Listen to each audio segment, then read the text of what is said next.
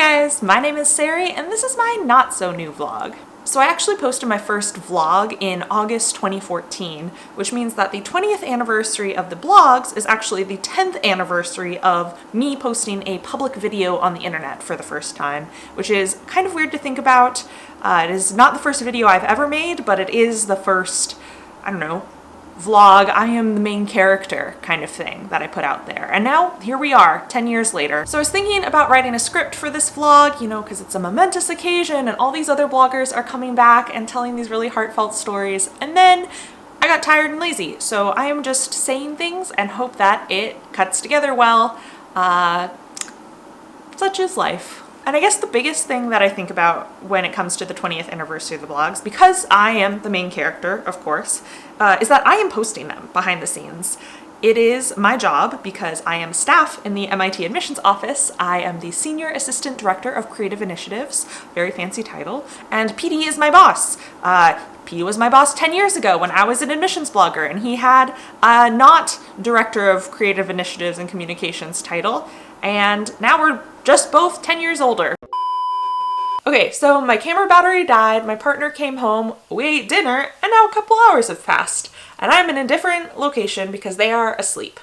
I did some really great planning for this vlog, but that's why it looks different, and I'm gonna try and pick up my thought processes where they left off. Will this make any coherent sense? I don't know. We'll see. And there are some things that are different. I don't live on campus anymore. I actually commute in to the office via the commuter rail and see the trees and lakes and everything of the suburbs that I live in turn into the city buildings as I get closer and closer. I usually try and get off the commuter rail, the purple line. Does anyone call it the purple line? I don't know. I get off the commuter rail around Lansdowne Station, which is in the Fenway area, and try to walk to campus when I can, mostly because, especially during the winter months where it gets cold and dark by 5 p.m., I need to get outside, I need to stretch my legs, I still need to breathe fresh air. So I walk past the Citgo sign, which is iconic. It is often on the MIT Brass Rat. I walk across the Harvard Bridge, and so I see the Charles River, I see the Boston skyline, the Cambridge skyline, the Halfway to Hell marker. I pass by the Dome, and then I arrive at the Welcome Center in Kendall Square, which didn't exist when I was an undergrad. The main times I went to Kendall Square, besides to go into Boston, were to go to my theater classes, which were in a brick building called Rinaldi that is now no longer exists. I think it was probably structurally unsound. But now I go into my office in the Welcome Center that didn't exist before and sit down and do my job.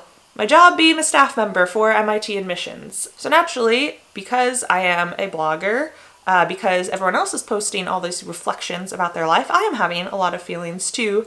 And the metaphor, the main conceit that I stumbled upon when I was on one of my walks to work, when I was filming this footage, is this idea of displacement versus distance. So in my understanding and kind of vague recollection, displacement describes how far you are from the origin point, like from your starting point to your ending point. It disregards any of the movement that happened between it. It just looks at your beginning and end states.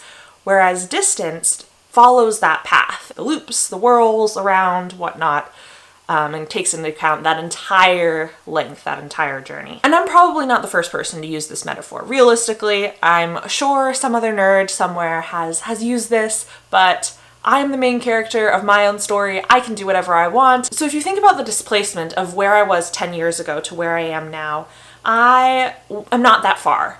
I am a couple miles away. Instead of sitting in a dorm room in McGregor, I am sitting in a bedroom in a house in the suburbs outside of Boston. Instead of working in the MIT admissions office as a student worker, I am working as a staff employee, but I'm still part of the MIT ecosystem, which is something that I never really thought would happen. And in some ways that makes me kind of sad or unnerved almost. I know some people spend their lives in a place that they love, and sometimes that place that they love is MIT, like the MIT admissions office is full of those people. But also I am maybe not one of those people. And that's not a surprise if you've read my blogs. I have very complex feelings about MIT and my happiness here. And I think those feelings are kind of bubbling up again because I am back where I was. I honestly thought I would never live in Massachusetts, much less work at MIT ever again. So in a way, this is where that discomfort comes from when thinking about my life in terms of displacement. Like, what am I even doing? Am I running on a treadmill? Why are paths leading back to MIT when this is not the core of my happiness, it feels like? Like, there are great community members, I have great friends here, and this doesn't feel like where I fit exactly. But to be fair to me and to pull myself out of that thought spiral, you can also think about your life in terms of distance traveled. And when I think about myself, both in terms of like physical distance, but also emotional distance from who I was 10 years ago to who I am now, that is a very different story. I moved to Montana to go make internet videos for someone I was a fan of and who became a friend and collaborator. I think I've made a pretty good career for myself as a science communicator and all-around internet person since I posted that first vlog 10 years ago. All things considered, all things like media industry considered, it's a hard place to be. And in living out there, I made a ton of friends and really found a community of people who had all taken different life paths to where they were and to where we were together. I didn't realize how important that was to me until I found it and then moved away from it. And part of why I moved away is because of my now wife, who is technically my partner and we are engaged, but it is sometimes just easier to say wife, I don't know. Shrug, we're in it for the long haul. And I fell in love and moved across the country, etc., and found my way back in Boston so that my partner could become a librarian, which they are now doing. And so there's the places and the people, and then there's also just like the brain of it all. I've been in therapy for the last 10 years. I started therapy when I was an admissions blogger for the first time in my life, and I have not really stopped since then. And that's just a lot of work spent trying to understand my brain. And in fact, I am more sure than ever of my values of like wanting to help people and wanting to spend time with the people I love. Like that being the core of my being, which was true at the time of MIT. And I think you can see that in all my writing. I think I can see that in all my writing, but it's just like my guiding light right now. And I did watch my first ever video, the pilot video, to see what I did back then, to see a snippet of who I was back then.